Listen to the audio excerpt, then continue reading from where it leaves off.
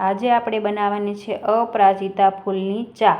તો તેના માટે આપણે અપરાજિતાના ફૂલ લીધા છે, તેને આપણે 5 થી 10 મિનિટ ઉકળવા દઈશું અને આપણે 1.5 ગ્લાસ પાણી લીધું છે। હવે ઉકળી જાય પછી આપણે એને ગળી લઈશું। આમાં તમારે આદુ કે એલચી નાખવી હોય તો તમે નાખી શકો છો, આપણે એમાં કશું જ નથી નાખ્યું। પછી આપણે અપરાજિતા ફૂલના ફાયદા હું તમને કહું તો જો યાદશક્તિ વધારે છે, ડાયાબિટીસ કંટ્રોલમાં રાખે છે, પાચન સુધારે છે, તમારી ત્વચા પર ગ્લો આવે છે અને તમારા વાળ જે સફેદ થતા હોય કે ખરતા હોય તે પણ અટકાવે છે। તો આ ચાના ઘણા બધા ફાયદા હોય છે। તો આવી રીતે આ ગ્લાસમાં લઈ લઈશું ચાને।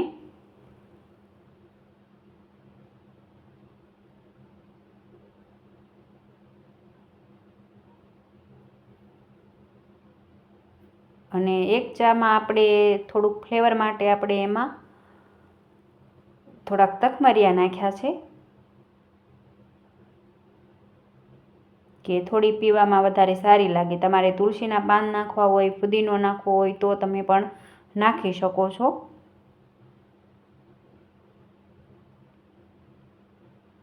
અને બીજી ચા આપણે જે છે એમાં આપણે અડધું લીંબુ નાખશું, જેથી આપણી ચાનો કલર પણ ફરી જશે।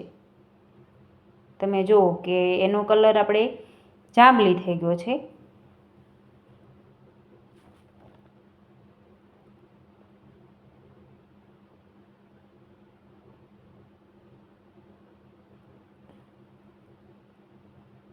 તો જે કોઈને ડાયાબિટીસ કંટ્રોલ ના રહેતી હોય તો એને કંટ્રોલ કરવા માટે તમે આ ચા પી શકો છો। અને જેને પાચન શક્તિ સુધારવી હોય તે પણ આ ચા પી શકે છે।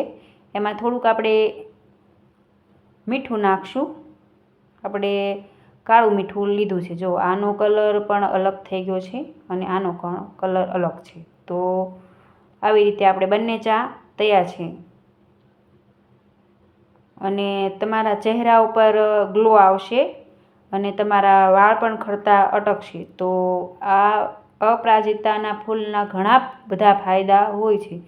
તો 5 થી 10 મિનિટમાં આ બનીને તૈયાર પણ થઈ જાય છે અને શરીર માટે ખૂબ પણ અધિક સારી છે એમ।